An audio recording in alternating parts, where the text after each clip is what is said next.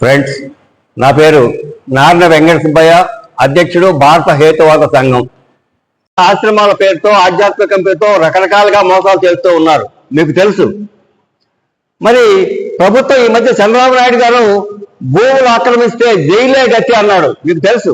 భూములు ఆక్రమిస్తే జైలు అన్నాడు.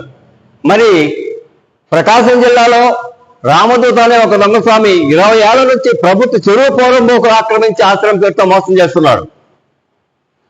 హేతువాద సంఘం లోకాయుక్తతో కేసు వేసింది. దాని ఫలితంగా 2021లో అప్పటి ప్రిన్సిపల్ సెక్రటరీ ఉషారాణి గారు హ్యాండ్ ఓవర్ చేసుకోమని కలెక్టర్కి ఆదేశం ఇచ్చింది. అయితే అంతకుముందు కలెక్టరు ఈ దొంగస్వామికి భూములు అమ్ముతామని ఒక ప్రపోజల్ పెట్టాడు. ఎవరైనా ఒక పేదవాడు ప్రభుత్వ భూములు చిన్న గుడిసె వేసుకుంటే మరుసటి క్షణమే బుల్డోజర్లు పెట్టి కొట్టేసే అధికారులు దొంగస్వాములు ప్రభుత్వ కోట్లాది రూపాయలు ఇల్లు కలిగి ప్రభుత్వ భూములు ఆక్రమించి ఆశ్రమం పేరుతో మోసం చేస్తుంటే ఏదో ఒక రేటుకు అమ్ముతా ఉంటారా? ఈ కలెక్టర్ రియల్ ఎస్టేట్ బ్రోకర్లా, అధికారులా చెప్పాలి.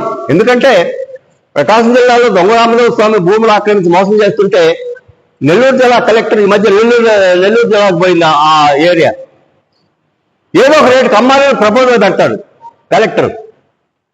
ఆ ప్రపోజల్ని ఉషారాణి గారు క్యాన్సిల్ చేసింది. క్యాన్సిల్ చేసి 2021లో మెమో నంబర్ 17/358 కింద మెమో ఇచ్చింది, స్వాధీనం చేసుకోండి. ఇంతవరకు అతిగతి లేదు. మేము ప్రిన్సిపల్ సెక్రటరీని సిసిఎల్ అని కలిసాం. మేమేమి అమ్మలేదు కదా భూముల్ని స్వాధీనం చేసుకుంటాం. ఎప్పుడు ఎన్నాళ్ళు 20 ఏళ్ళ నుంచి దొంగస్వామి ప్రభుత్వం ఆక్రమించి మోసం చేస్తుంటే వాడు ఈ ప్రభుత్వం మనమే కాదు, మాకేమైనా వచ్చేది ఇందో లేదు. ప్రభుత్వం దొంగల పాలు కాకూడదు అన్నదే మా ఉద్దేశం. నెంబర్ 1. నెంబర్ 2 వచ్చేసి మీకు తెలుసు, కల్కి భగవాన్ ఒక 10-15 ఏళ్ల క్రితం ఏ రకంగా మోసం చేసిన టీవీ ఛానల్స్ అన్ని చూపించినాయి. అలాంటి కల్కి భగవాను చిత్తూరు జిల్లాలో దళితుల భూములు అసైన్డ్ ల్యాండ్ ఆక్రమించి ఆశ్రమం కట్టాడు. ప్రభుత్వం భూములు ఆశ్రమం కడితే కలెక్టర్ ఖాళీ చేయమన్నాడు. అప్పుడు కల్కి భగవాను హైకోర్టుకి వెళ్ళారు. దీన్ని నేను కొనుక్కున్నాము అసైన్డ్ ల్యాండ్స్ని. అసైన్డ్ ల్యాండ్స్ అనేది కొనకూడదు, అమ్మకూడదు అనేది చట్టం ఉంది. మరి కల్కి భగవాన్ అసైన్డ్ ల్యాండ్ ఏ రకంగా కొంటాడు? అధికారులకు బుద్ధి లేదా? ఎట్లా ఒప్పుకున్నారు? సరే, కల్కి భగవాను హైకోర్టుకి వెళ్ళాడు. 20 ఏళ్ళు అయింది. Case number 127/34, case number 2008. 127/34/2008 case వేశాడు హైకోర్టులో కల్కి. 2024 జనవరి 10వ తేదీన హైకోర్టు కల్కి పిటిషన్ కొట్టేసింది. వెంటనే కలెక్టర్ స్వాధీనం చేసుకోవాలా. అయితే కల్కి భగవాను మళ్ళా ఏదో ఒక లూపులేలో హైకోర్టు మళ్ళా కేసు రీఓపెన్ చేసుకున్నాడు.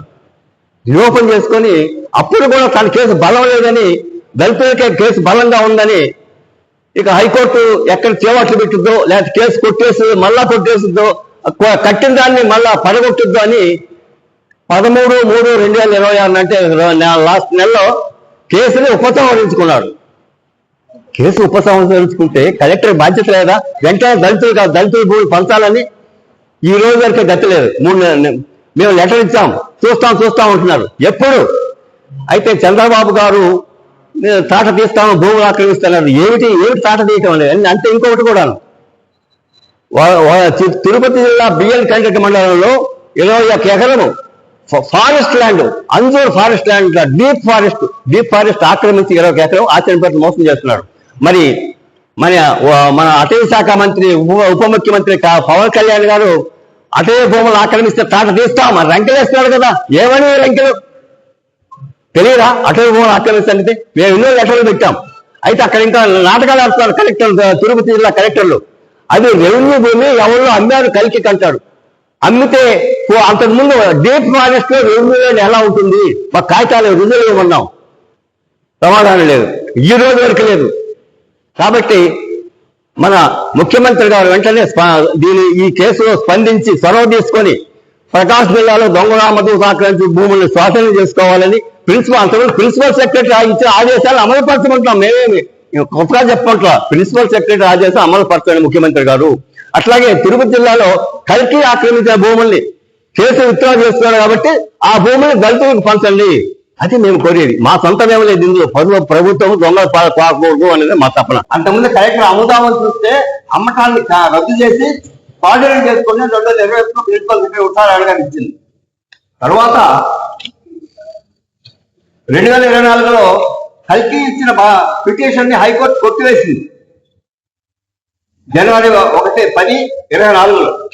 తర్వాత పోయిన నెల 13వ తేదీ కల్కి వాళ్ళ కేసుని విత్డ్రా చేసుకున్నాడు. మేమేమి గాలికయ్యే మాటలు చెప్తున్నా, మేము అన్ని ఆధారాలతో చెప్తున్నాం. దొంగ స్వాములు అంటే ప్రభుత్వానికి ప్రేమ ఉన్నట్టుంది, అది మీ వ్యక్తిగతం. కానీ ప్రభుత్వ భూములు ఎవడంత తొమ్మిది స్వాధీనం చేస్తారో వాళ్ళకి ఇస్తారండి. ఇది మనందరూ. భరత్, నా పేరు రాజమణి అండి. జై భారత్ ఆర్గనైజేషన్ నుంచి వచ్చాను. ఇప్పుడు ప్రెసెంట్ విజయవాడ ప్రెస్ క్లబ్ లో జరుగుతుంది ఏంటంటే, తిరుపతిలో కల్కి భగవాన్ అనే అతను పేదల భూముల్ని ఆక్రమించి ఆశ్రమాన్ని కట్టున్నారు. అది ఎట్లయినా పేదలకి ఎవరి స్థలాలు వాళ్ళకే ఇవ్వాలని, అట్లాగే గవర్నమెంట్ భూముల్ని ఎవరు స్వాధీనం చేసుకోవడానికి వీల్లేదని, దాని గురించి చంద్రబాబు నాయుడు కూడా ఒకసారి ఆలోచించాలని కోరుతున్నాను. Thank you. నా పేరు జీవి రంగారెడ్డి. నేను సీనియర్ జర్నలిస్ట్ ని. ఇక్కడ వెంకట సుబ్బయ్య గారు చెప్పిన లెక్క ప్రకారం చూసిన ఆధారాలతో సహా ప్రభుత్వానికి వివరాలన్నీ తెలియజేస్తే, కొన్ని సందర్భాల్లో ఉన్నతాధికారులు స్పష్టంగా తేల్చినా కూడా ప్రభుత్వం పట్టించుకోవట్లేదు అని అంటే ఏమనుకోవాలి దీన్ని? మా ప్రధాన డిమాండు ప్రభుత్వ ఆస్తులు, ప్రభుత్వ స్థలాలు దొంగల చేతికి చిక్కకూడదు. ఇంకా అర్హులైనటువంటి పేదలు, నిరుపేదలు నివేశన స్థలాల కోసం వేలాది మంది ఎదురు చూస్తున్నారు. అవకాశం ఉన్నటువంటి చోట ఆ భూముల్ని వాళ్ళకి ఇవ్వాలి. కానీ దొంగలు కాజేస్తుంటే మీ దృష్టికి వచ్చిన తర్వాత కూడా వాటిని ఏమి ఖాళీ చేయించిపోవడం ఏమనుకోవాలి? మీకు ఆ స్వాముల మీద కనుక నమ్మకం కనుకుంటే వ్యక్తిగతంగా ఉంచుకోండి. రాజ్యాంగం ఏం చెబుతుంది? మన మత విశ్వాసాలు వ్యక్తిగతమని. మీకు ఆ కల్కి భగవాన్ మీద కనుక నిజమైన అసలైన దేవుడు అనుకుంటే మీరు కొలుసుకోండి, ఎవరికి అభ్యంతరం. కానీ ఆయన ఆక్రమించినటువంటి భూమి ప్రభుత్వందా కాదా? ప్రభుత్వం అయినప్పుడు ప్రభుత్వం స్వాధీనం చేసుకోవాలి. ప్రభుత్వం దృష్టికి తెచ్చిన తర్వాత కూడా స్వాధీనం చేసుకోవట్లేదంటే అధికారులను శంకించాల్సి వస్తుంది, ప్రభుత్వ అధినేతను కూడా శంకించాల్సి వస్తుంది. అందుకని మనం ప్రభుత్వ ఆస్తుల్ని కాపాడుకోవాలి. అది మన ప్రధానమైనటువంటి డిమాండ్. దానికి మీడియా కూడా ఏదో మా ఆరోపణల మీద, మా విమర్శల మీద ఏదన్నా సందేహాలు ఉంటే చెక్ చేసుకోండి. మేము చేసినటువంటి ఆరోపణలు తప్పు, అవి కరెక్ట్ కాదు అని కనుక మీకు తెలిస్తే చెప్పండి. వెంకట సుబ్బయ్య గారిని తప్పు చెప్తున్నాడని తేల్చండి. స్వయంగా ప్రభుత్వ ప్రిన్సిపల్ సెక్రటరీ కూడా ఒక ఆదేశం ఇస్తే దాన్ని పట్టించుకోకపోవడం చాలా ఘోరం ఇది. అందుకనే ప్రభుత్వ ఆస్తులను కాపాడుకుందాం, మత విశ్వాసాలు వ్యక్తిగతంగా పరిమితం చేసుకుందాం, రాజ్యాంగాన్ని కాపాడుకుందాం. నా పేరు శ్రీనివాస్. నేను జై భారత్ ఉద్యమ సంస్థ నుంచి వచ్చాను. ఈ రోజు ప్రధానంగా నారిని వెంకట సుబ్బారావు ఏ సంఘం నుంచి, హేతువాద సంఘం నుంచి తీసుకొచ్చిన ప్రధాన అంశం ఏంటంటే, ఈ బాబాలు ఎవరైతే ఉన్నారో పేదల భూములు, దళితుల భూముల్ని ఆక్రమించడం ఇది చట్టరీత్యా నేరం. ఎందుకంటే బడుగు బలహీన వర్గాలకు చెందినటువంటి ఆస్తుల్ని ఎక్కడ ఆక్రమించకూడదు. అది మామూలుగా ఇప్పుడు బయట చూస్తున్నాం, పేదల భూములను ఆక్రమించారని వాటిని మాత్రం ఇళ్లను కూల్చేయడం జరుగుతుంది ప్రభుత్వాలు. అదే ఈ దొంగ స్వామీజీలు ఆక్రమించినటువంటి భూముల్ని, దళితుల భూములు ఆక్రమించినందుకు పేదలకి మాత్రం ఎందుకు ఇప్పించట్లేదు అనేది మా ప్రధాన ప్రశ్న. ఎందుకంటే వాళ్ళకి జరగాల్సిన సామాజిక న్యాయం జరగట్లేదు.